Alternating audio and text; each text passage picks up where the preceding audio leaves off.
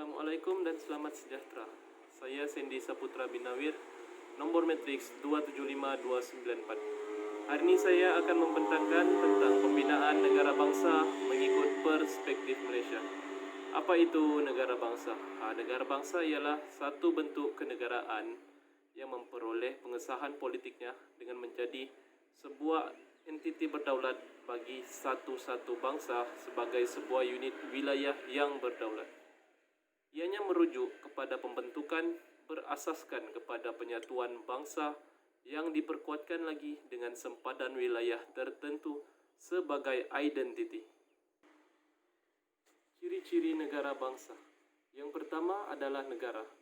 Negara ialah satu wilayah tertentu yang didiami sesuatu bangsa dan mempunyai pemerintahan yang berkesan. Menurut undang-undang antarabangsa, sebuah negara haruslah mempunyai populasi, wilayah, kerajaan, dan kedaulatan. Yang kedua adalah bangsa.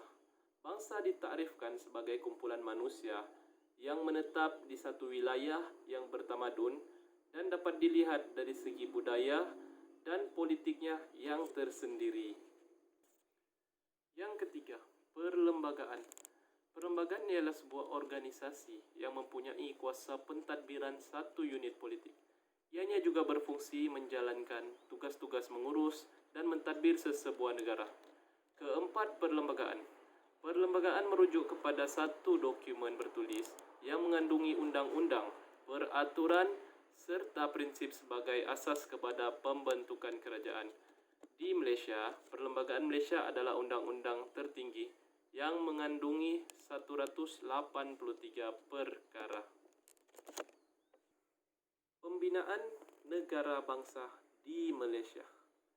Asas pembinaan negara bangsa di Malaysia bermula sejak abad ke-15 lagi, iaitu pada zaman Kesultanan Melayu Melaka.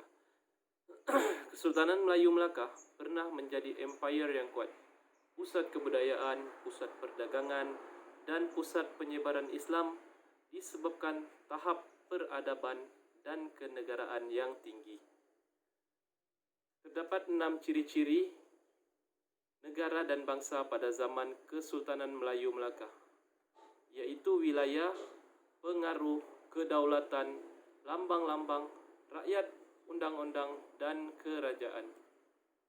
Pada masa kini, di Malaysia, pembentukan negara dengan rakyat berbilang kaum hanya dimulakan pada tahun 1948, iaitu apabila Persekutuan Tanah Melayu ditubuhkan dan melonggarkan pemberian kerakyatan bersyarat kepada penduduk bukan Melayu.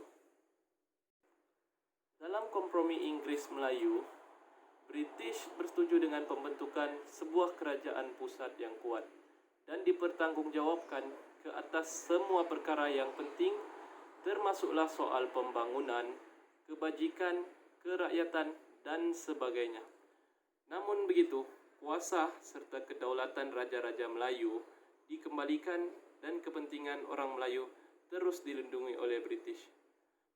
Pembentukan Persekutuan Tanah Melayu 1948 telah mendapat reaksi negatif daripada masyarakat imigran, termasuklah AMCJA, iaitu All Malaya Council of Joint Action, yang telah melakukan protes beramai-ramai kerana beranggapan perlembagaan baru itu menafikan hak golongan mereka. Ianya menyaksikan wujudnya kerjasama antara kaum yang pertama dalam politik negara.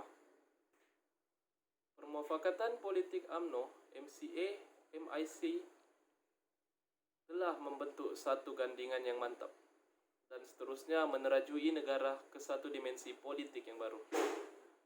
Pembentukan Perlembagaan Tanah Melayu 1957 hasil daripada tolak ansur kaum membuktikan bahawa Tanah Melayu berada di landasan yang tepat dalam usaha membentuk sebuah negara bangsa yang dikongsi bersama. Ianya mengambil kira pelbagai aspek yang melibatkan kepentingan kaum yang berbeza. Sekurang-kurangnya, 3 elemen utama yang dapat menjelaskan sifat dan ciri bangsa Melayu, iaitu kewarganegaraan, taat setia, dan penguasaan bahasa Malaysia. Kemerdekaan Malaysia yang dicapai pada 31 Ogos 1957 yang kemudian dimantapkan lagi dengan pembentukan Malaysia pada 16 September 1963, membuktikan kejayaan konsep satu negara satu bangsa. Walau bagaimanapun, pelbagai isu perkauman masih wujud di Malaysia seperti peristiwa 13 Mei 1969. Pihak kerajaan sehingga kini sentiasa berusaha untuk mengukuhkan perpaduan negara bagi mengekalkan konsep negara bangsa seperti yang diidam-idamkan oleh setiap negara. Antara langkah yang diambil oleh kerajaan ialah penubuhan dasar-dasar seperti dasar ekonomi baru, dasar pendidikan negara, dasar kebudayaan kebangsaan, dasar wawasan negara, dasar sosial negara, dan dasar pembangunan nasional. Ianya bertujuan untuk menjadikan Malaysia sebuah negara yang makmur dan bersatu padu berasaskan sistem demokrasi dalam suasana pembangunan yang aman untuk kesejahteraan rakyat. Kesimpulannya, Malaysia sedang menuju ke arah negara maju. Pembinaan negara bangsa yang bersatu padu bermula dari sikap dan individu dan masyarakat itu sendiri.